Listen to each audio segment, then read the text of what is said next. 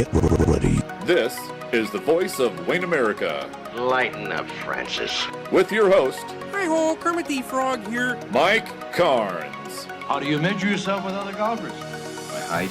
Only at WayneAmerica.com. The supernova's gonna kill us all.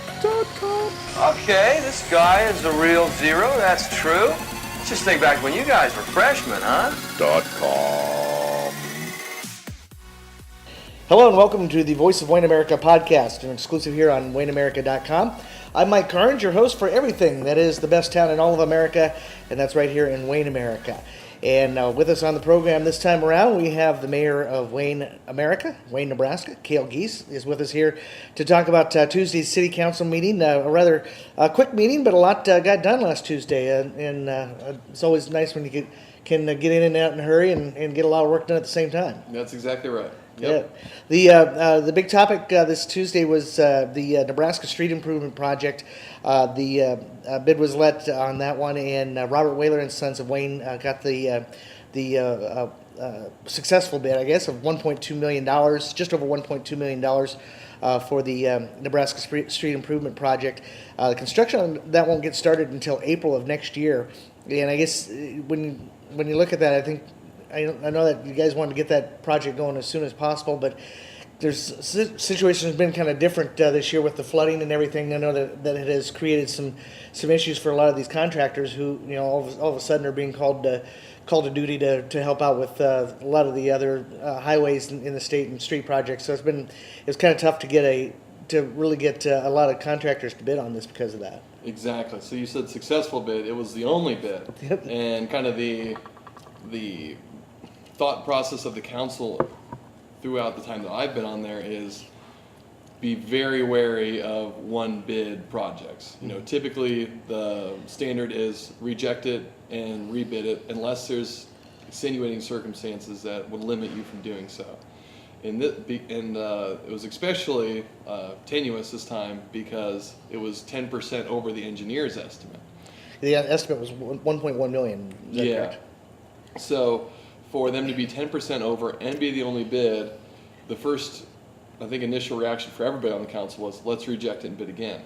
But after, thinking about it for a second and being like, well, we are in the flood, after this huge flood, all the contractors, like you said, are going to be busy.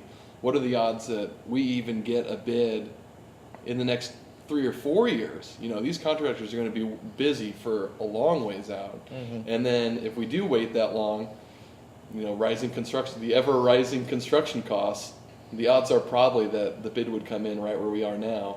So council, after a lot of discussion, chose to just accept the bid and move on with the project.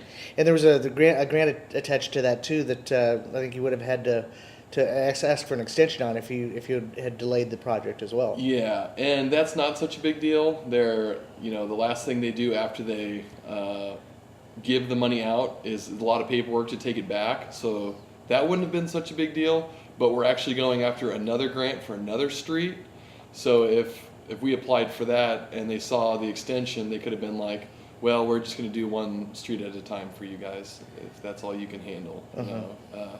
That was kind of the worry too, was we've got X amount of streets over the next 6 years that we're looking at replacing, and you hold up one whole year without any work, then that pushes everything else back, and if you have any complications or whatever, it just makes the whole schedule way off. So. Yeah, I think we talked before about the flooding situation and the impact that it has had on the areas where it was flooded, where the flooding occurred. But I think we're starting now to see that the ripple effect of that not only is it in those areas it's of major importance, but now you're starting to see it kind of find its way out into the areas where it wasn't with flooding. But now we have to kind of juggle the balls a little bit here to make sure we can still get things done, and it's going to cost a little more to get that done too. Yeah, and I think you're going to see this for years because all of a sudden maintenance projects or roads that were maintenance on the maintenance schedule get pushed back to do immediate repairs on these roads, and those crews are busy, and so if we don't get some out-of-state help or a lot of out-of-state help, then we could be dealing with this for a decade or so. It'd probably be a good time to go into the road construction business right now, kidding. wouldn't it? Yeah, or the embankment business. I mean, those people are going to be very busy. Yeah, and if you got a bulldozer, you could. Bulldozer, a big excavator or something. I think you're be in business right now around here. Yeah, time to make some money. One other project concerning pavement was the change order on the pedestrian curb ramp project. Going to be able to build about another dozen curb ramps between from Douglas East to Pearl Street on 3rd Street, which is nice for people who need that. Yeah, so this is the flip side of the engineer's estimate expectation. So this came in like 20 to 25% under budget. And since it's a dollar for dollar grant, every dollar that we spend, we get reimbursed right away. So this, we looked at it and we saw, we can sneak a dozen more of these in. And I mentioned this before, but like when I was going door to door, especially in those older neighborhoods, people that have mobility issues or something, this is something that greatly impacts their life. They know that if they want to walk their kid to school, they've got to go 4 to 6 blocks out of the way. And for some of those people that are in like walkers or something, where they just literally can't go up a grade, for them who already have mobility issues to have to go twice as far or 2-3 times as far out of their way just to take their kid to school, like this would be a great quality of life improvement for those people. Yeah, and to be able to start construction on that fairly soon too, correct? Yep. So. And having just crashed my bike from hitting a curb the wrong way, it's nice for the bikers too. So it's this is helping out a lot of people. And anybody with two or fewer wheels to deal with. Right? Yes, exactly. Yeah. Also, this is something probably that I don't know if there's a lot to talk about here, but the standard specification book for construction of water, sewer, and storm sewer and paving in Wayne was kind of given a look over. This is a book that was originally written way back in 1979, and tell us a little bit about what's been going on with that. Joel just kind of wanted to take a second look at it. We've called it the Yellow Book for the entire time that I've been on council, and that's just because it has a yellow cover back in 1979, and it left a lot to be streamlined, and going through it is pretty tedious work, but this is where it's really nice to have guys on the council like Chris Whaler, and we've gotten a lot of cooperation from some local developers too who have looked at it, and even Dwayne Speaker, who I wouldn't think would be on the construction side of it, he had a couple of questions too, so it's good to see just involvement from everybody kind of coming together and consolidating one of those big bureaucratic books. Yeah, so it's kind of nice to know that you have all this stuff you have to look at, and Jill Broderson too. I mean, that's right in her wheelhouse of specialization. So. Yeah. So hopefully that'll get edited and updated and everything. And yeah, it makes it easy on me when I'm looking at like, the 3/4 pipe must be fitted with. I'm like, all right, I don't know anything of that. Like, I can't contribute anything of value. It's like, we have grammar errors. I can maybe look for that, but. Yeah. We're talking with Cale Giese, the mayor of Wayne, here on the Voice of Wayne America podcast, talking about the city council meeting from Tuesday night. And here's a note to all you moms and dads, grandmas and grandpas, and hey, even Aunt Sally and Uncle Earl. This one's for you as well. Mikey C. Productions is updating all of their photos shot from the 2018-19 school year, and you can get great quality shots of your favorite star athlete, actor, or goofy high school student online at MikeyCProductions.com. Click on the photo link to go to our photo website and check out thousands of photos that are available. Literally thousands. We've counted them. There are a lot of photos out there. Get great quality prints, buy a digital download for instant delivery, or get your favorite photo on a coffee mug, a wall hanging, or even a cell phone cover. Photos from the 2017-18 school year will be retired on May 31st, so don't wait. Get great quality photos now at MikeyCProductions.com. On the Voice of Wayne America podcast this week, talking about the city council meeting from Tuesday night with Mayor of Wayne, Cale Giese. And I know one of the things that the city was involved with recently was in helping the Wayne Country Club get their new clubhouse built. It's open now, and we did a podcast on it here a while back and been in there a few times. I actually spent the first day of the Masters sitting in the clubhouse, working and watching golf there. Really a beautiful facility there. And Rusty Parker was at the council meeting to kind of update the council on what's been going on out there. And sounds like they're pretty well on schedule for as far as getting all their pledges. I think they had over 100 pledges, and more than half of them have paid in full, and the other half are well on their way. So it sounds like they've done some great work with that. Yeah, very successful project. Kudos to Rusty for, I know he was worried about it and fretting about it for a while, but it's great to put in all that work and then see it come to fruition. I've stopped out there too just to support on their open house. Yeah. Dollar beers might have had something to do with that too. Yeah, well, dollar bills will bring anybody out, That's right? And actually, speaking of that, Chamber Coffee will be held there next Friday, May 3rd.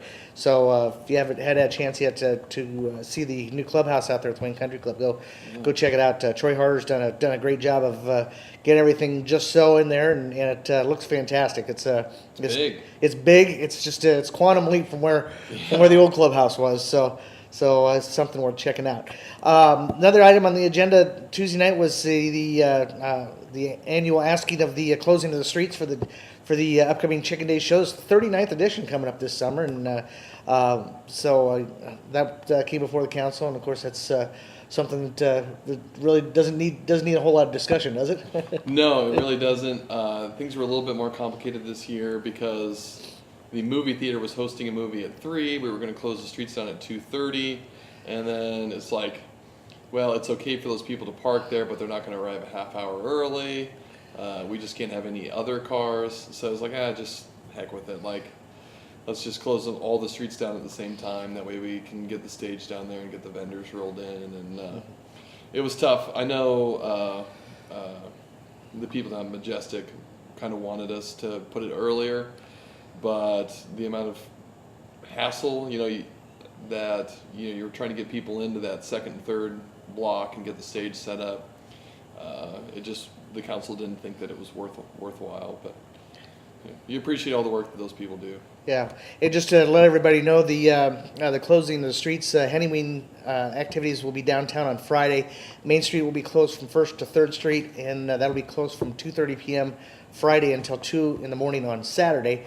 And then on Saturday, the Main Street will be closed from 1st to 10th for the parade, which starts at 9 o'clock.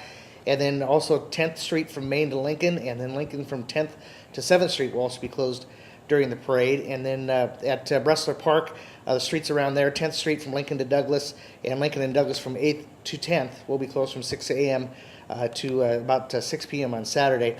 And then 2nd Street will be closed from Main to Pearl on Sunday from 7 a.m. to 2 p.m. for a car show that will be held there on 2nd Street.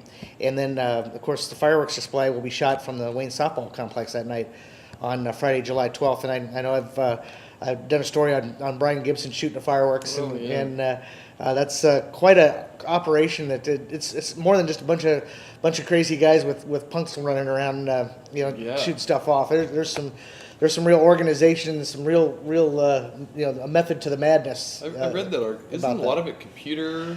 Initiated, or they can do it two ways. They can do stuff on computer, and they also do some handheld stuff too. So it's quite an operation out there, and you really got to be on your toes as each of those things goes off. I might have liked that when I was younger, but now I'm pretty happy just watching it. So. Yeah, I think I wore headphones when I went out there. I did a story on them. I think it was last summer. And they shot a fireworks display out in Walt Hill. Oh, and I had headphones on that night, and for the rodeo probably. Yeah, it was the night before the rodeo. Oh, all right. There, but yeah, I went out there and watched them shoot, and of course that was the time of the year where the mosquitoes are about as big as linebackers, particularly down in the area where they were shooting. So I was fighting trying not to be shot at and trying not to, get eaten alive too that night. So that was a lot of fun to do.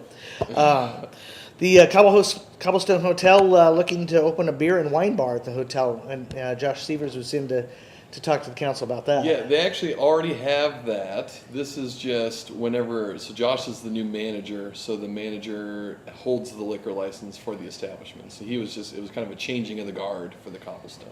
Okay. So he was in there, and he was also promoting his big Easter egg hunt that's going on this weekend. Yeah, so he's got that going on too. So he's pretty excited. Yeah. I don't know how long he's been down there for, but I talked to him at length the other day at a chamber coffee, and sounds really excited about the opportunity. Yeah, he's been there for about a year. He's done a really good job there. He was actually at Haven House beforehand. Oh, okay. So, he was doing some youth ministry stuff before that. Yeah, he did some youth ministry. He actually used to do Christian concerts. He used to organize Christian concert festivals, and I was pretty successful at that. He did one here in Wayne a number of years ago at the Activity Center. Oh, okay. That was really, I thought it was really a good show. Yeah. So. Before we get too far, 39th. That means next year is the big 4-0 for the chickens. Big 4-0 for the chickens. Yes. Holy moly. Yeah, hard to believe it's been 40 years since. Irene was saying that they're starting. The day after the chicken days, they're going to get together and start planning for that 40th. So it's supposed to be something special. Yeah, it's supposed to be a big deal. So, yeah. So one other item on the council agenda Tuesday night was the addition of a new member of the volunteer fire department. Chris Williams moved here late last year. He works over at Great Dane, and he's the newest member of the fire department. Yeah, great to see. He said he started the weekend shift here, and a couple of guys up there said, if you want to give back to the community, this is a great way. And he has no firefighter experience, which I love to see. I love to see those guys come in fresh, looking to get involved, and stepping up, because we need those firefighters. Definitely, and it's good to see some young people getting involved in the community that way. So we wish Chris well and thank him for his service. So. This is one of those months where we have 5 Tuesdays in the month, so it's going to be a couple weeks before the next meeting, a regular meeting. But there's a mini retreat on the agenda for this next Tuesday. So when I came into being the mayor, I didn't think that one annual retreat was enough to do long-term planning. So every 5th Tuesday, we're going to have a little mini retreat now. We'll still have the grand retreat once a year. But this will just be an opportunity for council members to get together and get briefed on some of the things that go on behind the scenes. We've got a lot of talk about infrastructure and power, in particular, that the council members need to be briefed on, and then start talking about some longer range things. All right. So the mini retreat will be held next Tuesday at 5 o'clock in the City Council chambers, and then the next regular meeting of the Wayne City Council not until Tuesday, May 7th. At 5:30 p.m. That's 10 days before my birthday. So, all right. Be 29 again. Had so much fun being 29 the first time. I figured why bother going any further? Yeah, that's right. So, anything else for the good of the order about the city right now?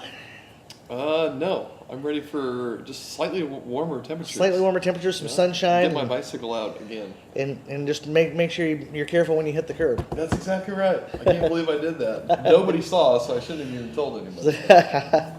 All right. Well, Mr. Mayor, thanks for talking with us this week. Always a pleasure. Look forward to next week. Or next time. Next time. All right. That's going to do it for this edition of the Voice of Wayne America podcast here on WayneAmerica.com. And again, I want to thank Mayor Cale Giese for talking with us here on the program. We'll do another edition of the Voice of Wayne America podcast here on WayneAmerica.com coming up very soon. So check back and find out more about the best town in all of America.